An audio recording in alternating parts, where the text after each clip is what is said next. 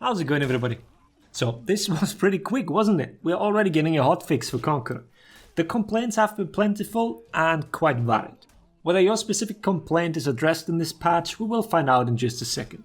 Like I mentioned in my initial assessment of the rework, there were many points worth criticizing, but after looking through my comment section, people's opinions vastly differ on quite a few. But let's disregard our personal feelings here for now and just analyze the actual changes and see how they will affect Conqueror's viability from there. Barak posted a onesie tier list last week and he even made a separate tier for Conqueror. I'm looking forward to seeing how much the hero now is falling down from that very top position. And what I'm also looking forward to are sponsors, who can honestly say they dislike them. So here we go. NordVPN was kind enough to throw a deal our way. I want to talk about non-gamer related things this time. I've told you like 17 times already that you can switch regions and annoy others with your marvelous connection that way. So I think you are familiar with that specific feature by now. One thing I do use it for is to circumvent geographical restrictions, whether those are news sites which, no matter your personal view on them, are sometimes locked depending on where you live. I think this benefits everybody to sometimes check what's being said in other parts of the world and how specific topics get presented there. And on a less depressing note, this obviously also works for sports events and TV shows. Since last year, it's been a bit of a pain to watch Formula 1 here in Germany, so NordVPN sure helps me out there. But don't tell Dominicali. He really doesn't need to know. And the other aspect is security. I know you folks click on things that you really shouldn't. I know that because I do it too. So at least protect yourself for being that careless. NordVPN's threat protection has you covered. If you're interested, please check out the link down in the description. It's a great deal and NordVPN even gives you a 30-day money-back guarantee for the off chance that you really aren't satisfied with their services. Links down below.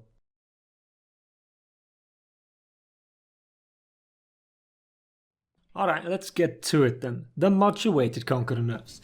And these seem pretty reasonable, no nuking like Griffin. The most important one of these is probably the hit stun reduction on the uppercut. What does this mean for the mix-up of the following chain heavy? You are no longer forced to parry or just sit there. You do have options now. The follow-up heavy is now dodgeable.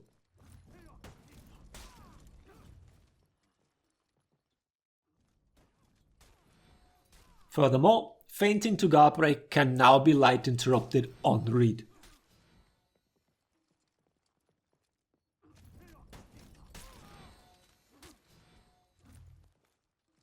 With the damage changes, to which I'll get in just a second, you might now ask, why would you pick one over the other? Why uppercut instead of scutage?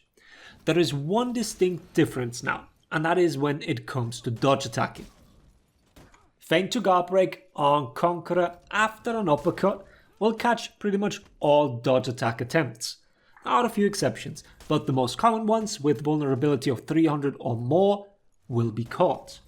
The only real exception is, I guess it's Zerka. I don't quite count TND, but give it a go.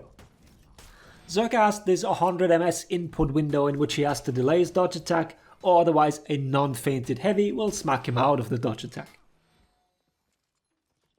Now comparing the whole thing to Scutage Collection, the follow-up heavy feint to GB loses to pretty much all dodge attacks except the known long ones with high GB vulnerability. What you might want to keep in mind here is that dodge direction still plays a role, on buffered dodges that is. But Conk can also always ever so slightly delay, so this is not a sure thing but depends on the input of both parties. But in short, after uppercut, the Conk will grab you, after scutage, you're safe to go into your dodge attack. I know that this is one of the most heated topics in our game, whether feint to guard break should catch dodge attacks or not. I can agree that fighting someone that spams dodge attacks can be annoying and insanely boring. Now with Conk you have both possible scenarios. You can reliably punish someone that monkey dodge attacks every indicator. It's another knowledge check basically. Alright, and don't attempt to roll away from that mix-up either. The guard break will grab you on both moves. This hit stun change most aggravatingly came into play when Conqueror was allowed to dead angle it, because then the only option to parry was no longer available. Now you can dodge it in teamfights. The hitbox and the potential to perfectly position two opponents is still there. I cannot say with 100% certainty that it might not be guaranteed sometimes, but that won't happen very often.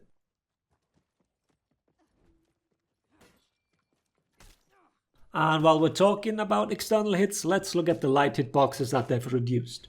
They no longer hit behind the Conqueror, but for lights, and especially off-target enhanced ones, these are pretty nice. These are some solid external hitboxes. Since the chain links of the lights are untouched though, heavies might still be the best minion clear. It's up to you really what you prefer.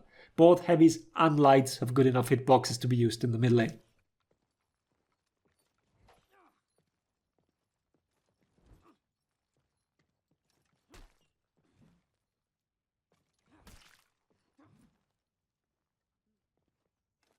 And then for the last part, the damage.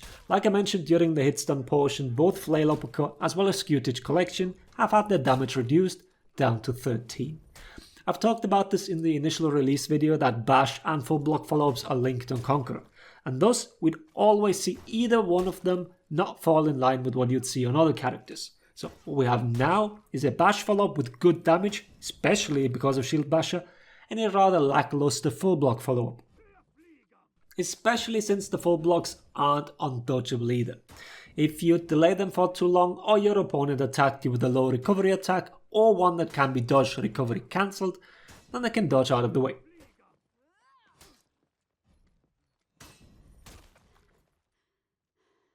And the very last change is the Chain Heavy, the Infinite Unblockable, which now does 22 damage. Quite low for a Chain Heavy to be fair, but considering the circumstances, seems alright. We'll see in the upcoming weeks whether that number is too low or just right. We know that 27 was too high. And that sums up the Conqueror changes and their implications on your gameplay. Were those nerfs enough in your opinion? Is Conqueror in a better spot now and less oppressive compared to last week's version? Should they further address the safety of the Bash, which the new recovery cancel to full block gives? You let me know down below, and don't forget to check out the sponsor NordVPN. Having said that, hope the video was helpful. Thanks for watching. Laters everybody.